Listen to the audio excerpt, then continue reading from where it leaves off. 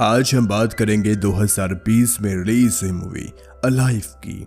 तो दोस्तों, movie start होते ही हमें एक लड़का दिखाया जाता है जो कि एक कमरे में लेटा होता है। साथ ही इस कमरे में बहुत सारे गैजेट्स भी रखे होते हैं। इस लड़के का नाम जून वो होता है। ये लड़का ही इस मूवी का मेन किरदार है जिसके आसपास ये मूवी घूमती है। जून वो एक कमरे में अपने माता पिता और अपनी बहन के साथ रहता है, मगर जैसे ही वो बेड से उठता है तो वो अपनी माँ को आवाज़ लगाता है, पर उसे पता चलता है कि उसकी माँ और बहन घर पर नहीं है, वो कहीं बाहर गई हैं। जिसके बाद जून वो फ्रेश होता है और टेबल की ओर आता है, लेकिन तभी उसे टेबल पर कुछ पैसे और एक नोट लिखा हुआ मिलता है। इस नोट में उसकी माँ ने कुछ ज़रूरी सामान लिखा हुआ था जो कि उसे उसकी माँ ने स्टोर से लाने के लिए कहा था, मगर जून वो सामान लेने नहीं जाता और अपने कंप्यूटर पर पबजी गेम खेलने लगता है।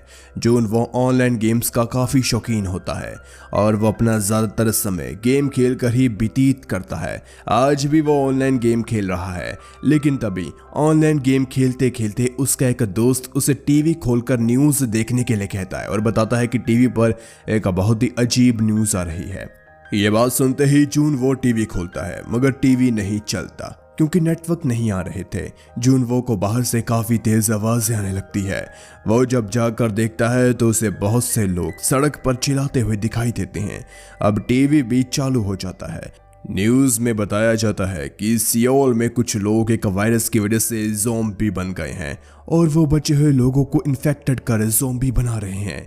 यह वायरस सियोल में इतनी बुरी तरह फैल चुका है कि देश की आर्मी भी कुछ नहीं कर पा रही। ये सब सुनने के बाद जून वो को अपने परिवार वालों की चिंता होने लगती है और वह सोचता है कि उसकी माँ और उसकी बहन किस हाल में होंगी। इसी बीच जून वो का पड़ोसी लड़का उसके कमरे में आने की कोशिश करता है, लेकिन वह उसे कमरे में आने नहीं देता। मगर वो लड़का जून वो से कहता है कि मैं तुम्हारा वॉशरूम यूज करने के बाद यहाँ से चला जाऊंगा। जिसके बाद जून वो उसे अपने कमरे के बाथरूम को यूज करने की इजाजत दे देता है, लेकिन तभी वो न्यूज देखता है जिसमें बताया जाता है कि इस वायरस से लोग इन्फेक्टेड होने के बाद अजीब अजीब तरह की हरकतें करने लगते हैं और उनकी आंखों से खून बहने लगता है। उनके चेहरे पर अलग अलग जख्म बन जाते हैं। जून वो टीवी पर न्यूज ही देख रहा होता है, तभी वो लड़का बाथरूम से बाहर आता है। जैसे ही जून वो उस लड़के को देखता है वो समझ आता है कि ये लड़का भी इन्फेक्टेड है, क्योंकि इस लड़के की आंखों से खून बह रहा था।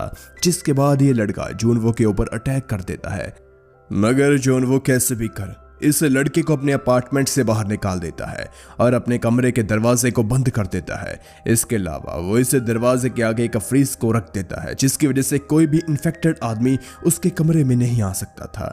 इसके बाद जॉन वो एक बार फिर से बाहर के हालात देखने के लिए अपने कमरे से झांकता है तो वह एक स्कूली लड़की को देखता है जो कि अपनी माँ को गले लगाने के लिए आगे बढ़ रही होती है।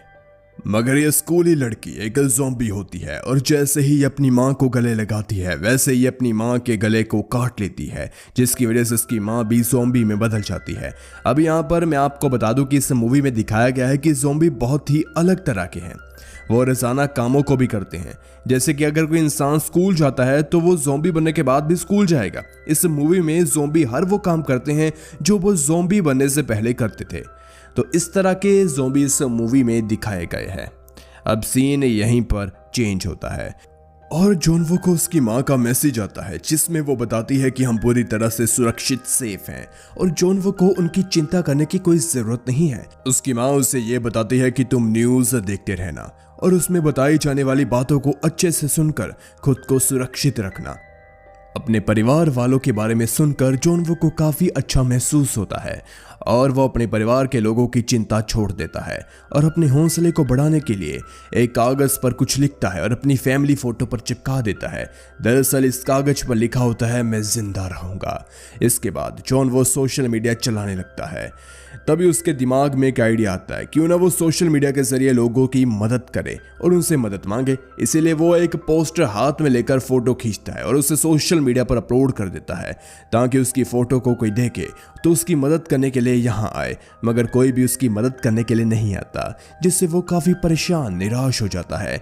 उसे लगता है कि अब वो जिंदा नहीं रह पाएगा क्योंकि कोई उसकी मदद करने के लिए नहीं आया था, क्योंकि जिस एरिया में वो रहता था वहाँ पर ज़ॉम्बी सबसे ज़्यादा थे।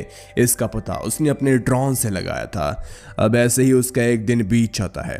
जॉन वो अपना टाइम पास करने के लिए गेम खेलता है, मगर कुछ देर गेम खेलने के बाद उसके नेटवर्क चले जाते हैं और मजबूरी में उसे गेम को बंद करना पड़ता है। इसके बाद वो अपने बेड पर आकर सो जाता है, लेकिन जॉन वो सो ही रहा होता है तभी उसे कहीं से गोली चलने की आवाज सुनाई देती है और जब वो अपने कमरे से झांक कर देखता है तो उसे पता चलता है कि एक पुलिस ऑफिसर ज़ॉम्बिस के बीच फंस गई है और अपने बचाव के लिए ज़ॉम्बिस को गोली से मार रही है। मगर कुछ ही देर में ये ज़ॉम्बिस उस लेडीज पुलिस ऑफिसर को अपने साथ ले जाते हैं और ये सब देखकर जॉन वो को उस पुलिस ऑफिसर की मदद करने का बहुत मन करता है, लेकिन अफसोस वह उसकी मदद नहीं कर पाता। ज़ॉम्बी उसे भी इन्फेक्टेड कर देते हैं। इसी दौरान एक दूसरा ज़ॉम्बी उसके कमरे में घुस जाता है, उस पर अटैक करने की कोशिश करता है, लेकिन जॉन वो अपने कमरे की बालकनी में लटक कर खुद को बचाने लगता है और जॉन वो को मारने के चक्कर में वो ज़ॉम्बी नीचे गिर जाता है और इस तरह वह ज़ॉम्बी से बच जाता है। लेकिन जिस फ्रिज को अपने वो प्रोटेक्शन के लिए रख रहा था वो गिर चुकी थी। उसके साथ ही खाने का सामान खराब हो चुका था, क्योंकि खाने का सामान उस फ्रिज में ही रखा हुआ था जिसे उस ज़ॉम्बी ने गिरा दिया था। अब बस जॉन वो ड्रिंक कर कर ही अपना गुजारा करता है। अब उसके पास खाने के लिए कुछ भी नहीं है। धीरे धीरे उसके पास का सभी पानी खत्म हो जाता है, जिसकी वजह से वो पूरी तरह से भूखा प्यासा हो जाता है। पूरी तरह से भूखा प्यासा होने की वजह से अब उसे भ्रम भी होने लगे हैं, जैसे उसे लगता है कि सब कुछ ठीक हो गया, उसका परिवार सही सलामत घर पर आ चुका है। मगर असल में ऐसा कुछ नहीं होता, ये सब बस उसका भ्रम होता है।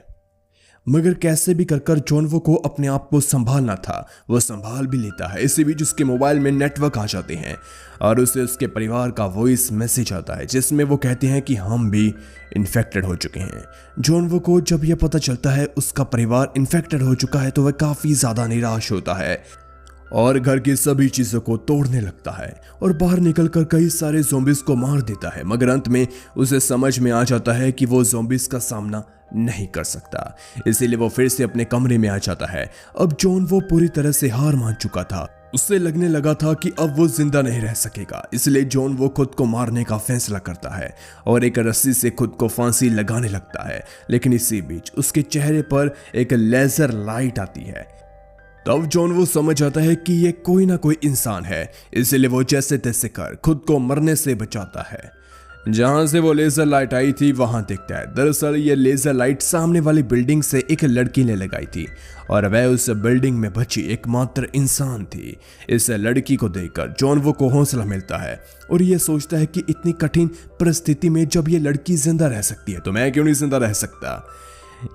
इस लड़की का नाम किम यो बिन और जॉन वो और किम यो बिन इशारों में आपस में बातें करने लगते हैं। जॉन वो अपने मोबाइल में मैसेज लिखकर उसे लड़की को दिखाता है और बात करता है।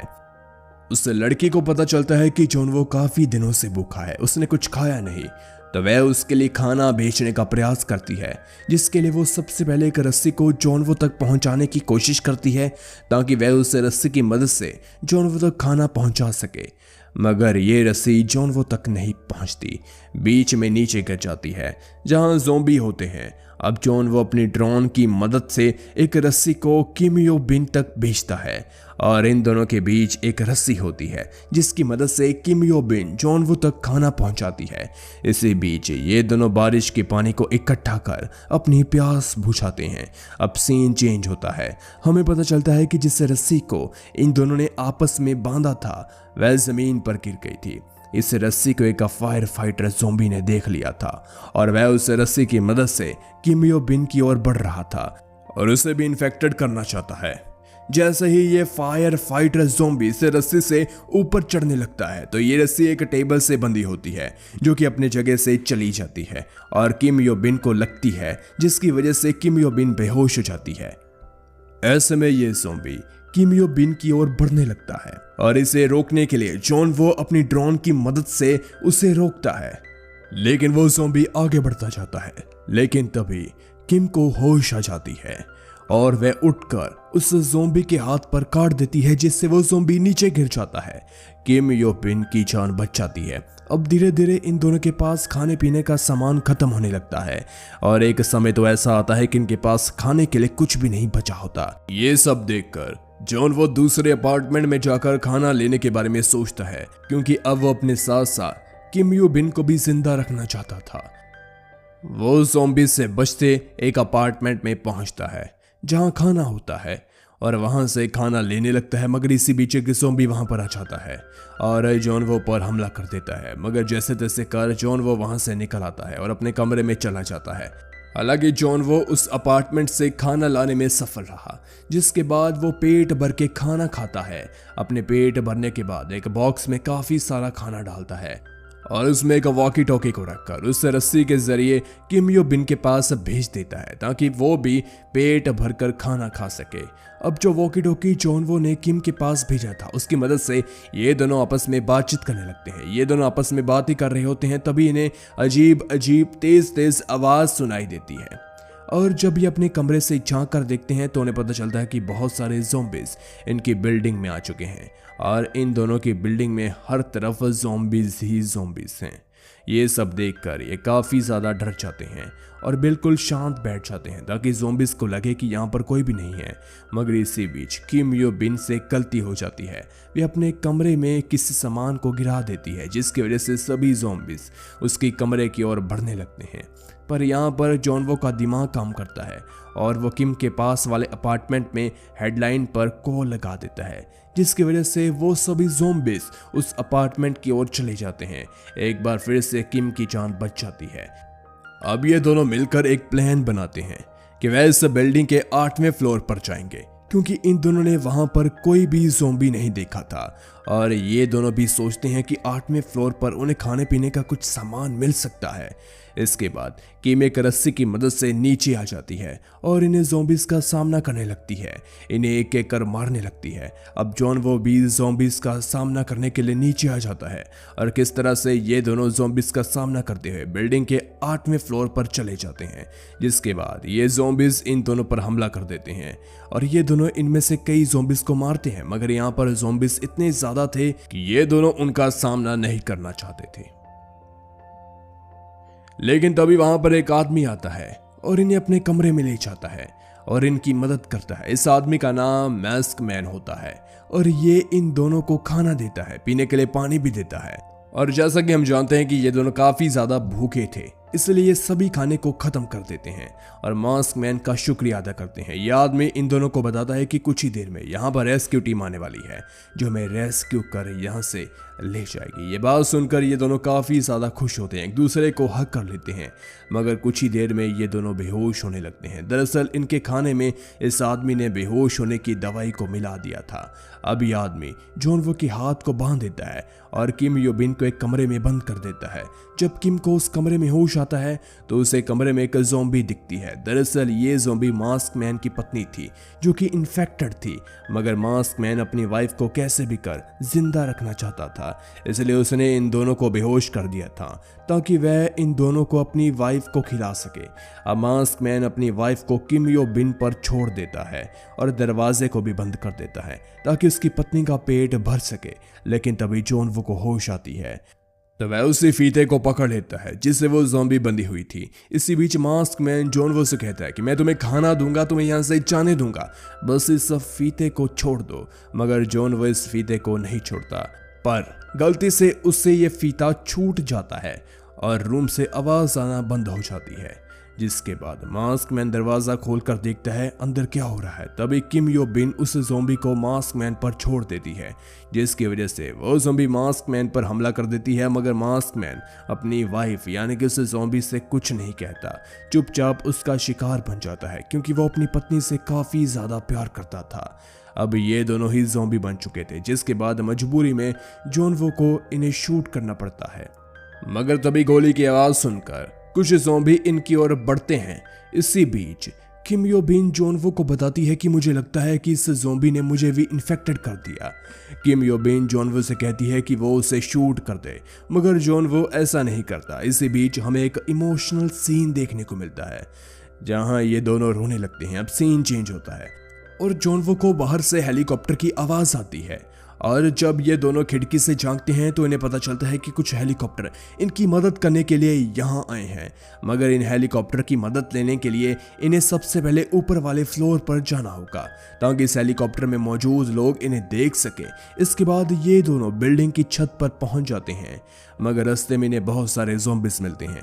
जैसे तैसे कर ये इन ज़ॉम्बिस का सामना कर ऊपर पहुंच जाते हैं और उस गेट को भी बंद कर देते हैं। मगर ऊपर पहुंचते ही इन्हें वहां पर कोई भी हेलीकॉप्टर नहीं नजर आता।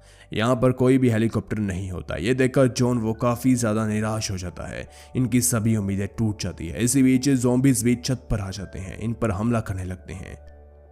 जॉन वो इन ज़ॉम्बिस को अपनी गन निकालकर मारने लगता है, पर उसकी गन में सभी गोलियां खत्म हो जाती है। इन दोनों को लगता है कि यही उनका आखिरी समय है, मगर तभी यहाँ पर रेस्क्यू टीम आ जाती है और गोलियों से ज़ॉम्बिस को मारने लगती है। कुछ ही देर में इन दोनों को रेस्क्यू कर लिया जाता है और इन्हें सुरक्षित जगह पहुंचा दिया जाता है। जॉन वो काफी ज्यादा खुश होता है, मगर जब वो अपने परिवार के बारे में सोचता है तो वह निराश हो जाता है। यहीं पर ये मूवी खत्म हो जाती है। Thanks for watching. अगर आपको ये वीडियो अच्छी लगी तो लाइक कीजिए। ऐसे वीडियोस के लिए हमारे चैनल को जरूर सब्सक्राइब कीजिए